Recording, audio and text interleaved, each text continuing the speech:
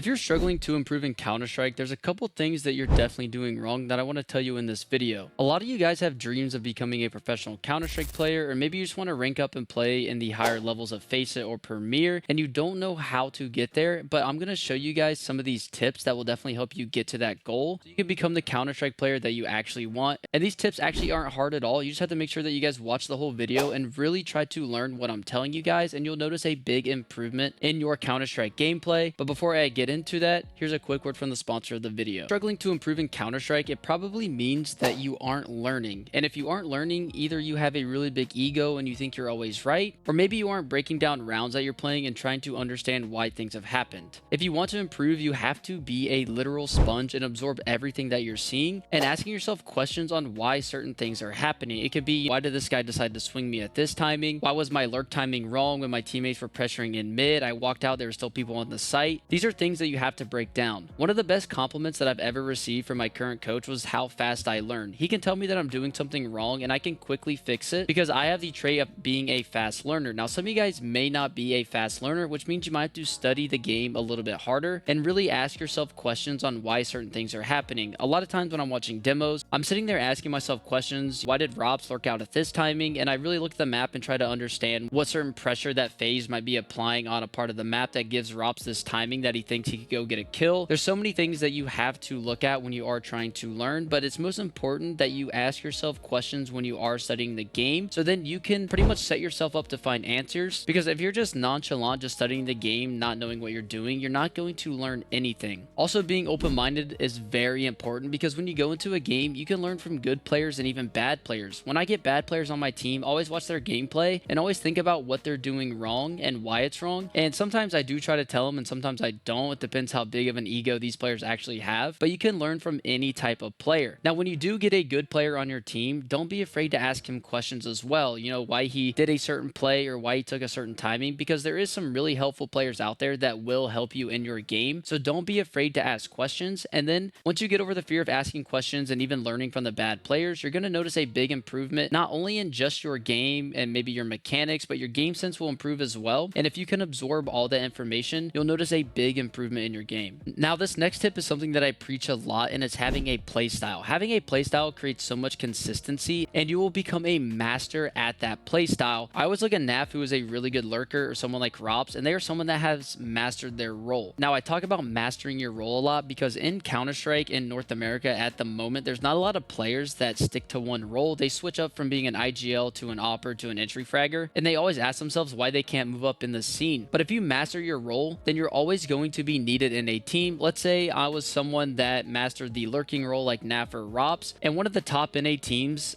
cut one of their lurkers and decided they need one, they would go look for someone that has mastered the lurk role instead of someone with some crazy insane stats, because they need someone to fit their team and their style. So if you are trying to look for a Counter-Strike team, it is very important that you do find a play style and master that play style, because there will be a team out there that will need you. But if you aren't looking for a team and you're just looking for some consistency, or maybe you're having some consistency issues, it's very important that you do go find a role that you like. Either you want to be someone that's aggressive, you want to be an AWPer, you want to be an IGL, whatever it is, it's very important that you go master this role and study it. Go find a player that you really like and just try to mimic his play style if you don't know what type of player you want to be. And then once you start to figure out what he's doing in the game, you can try to mimic that, and you're going to adapt and start to play like them. You're going to see similar situations that they're in. You're going to remember what they did and you're going to mimic that situation, and it's just going to be a really good time for you because you're going to know exactly what to do because it fits into your play style. Maybe you're someone who doesn't like to take those risky peeks, or maybe you're someone that loves to take the risky peeks. You're going to become comfortable in those situations if you do find that play style. And it's almost like you need to find yourself and find the person you want to be. I know Elise talked about how roles kind of end with personality. So if you do have a passive personality, maybe you want to be that passive player, or maybe you're someone that's aggressive and has some really high testosterone. You want to be that insane entry fragger where your team's just flashing you out and you're getting those 2 insane entry kills. Maybe that's for you, but you need to really sit down with yourself and try to analyze how you're playing the game, or maybe analyze what your personality is and try to fit that in the game of Counter-Strike. And then once you master that playstyle, you're going to start to stand out a lot with, looking for players, and then you're going to notice a big shift in your consistency.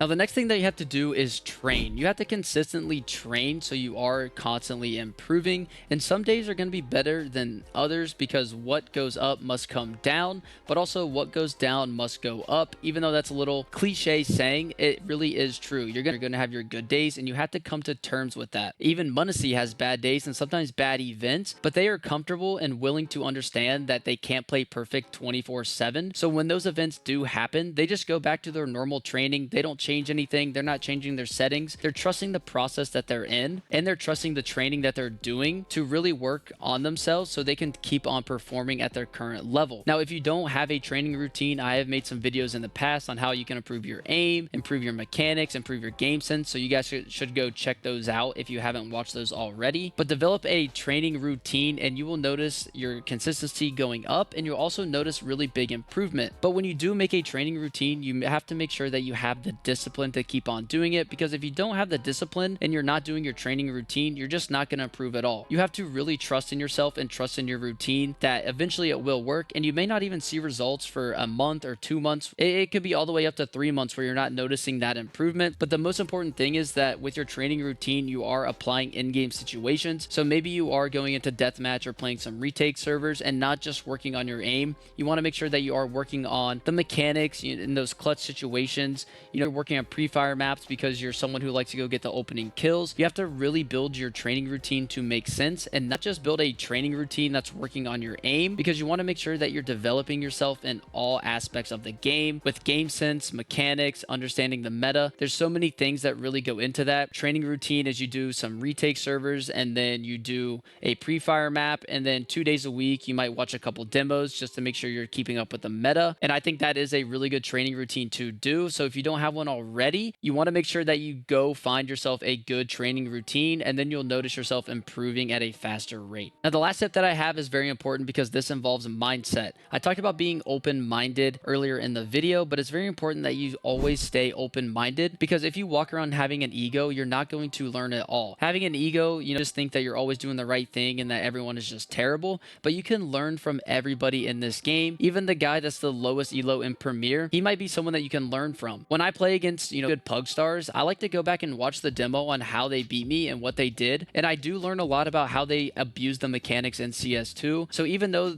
random just beat me in a pug and he just dropped 30 on me, I go and learn from him and see what he did to abuse me, and then I can change that in my own game and make sure that that doesn't happen again. So it's very important that you keep an open mind, you drop the ego, and you learn from everybody in the game, because everyone always has something that you can learn, and you can either apply it to your game or make sure that you never do that in your own game because it was just so bad. So hopefully you guys learned some things in this video, and if you did, make sure you guys like the video and subscribe to the channel. These are just a few tips on if you are struggling to improve, or maybe you notice you're in a big slump. This is just something that you need to do, is just trust the process and what you're doing and find that good training routine and make sure you're constantly learning in the game. And if you are doing that, there's no reason why you can't be improving, even though it does kind of seem like a full-time job. You just have to really find the hours and find how many hours you want to put into the game. And once you figure that out, you will notice a big performance increase, and you will notice that you will be learning a lot. So hopefully, again, you guys did enjoy the video. Thank you guys for watching if you made it this far, and I'll see you guys in the next one. Peace out.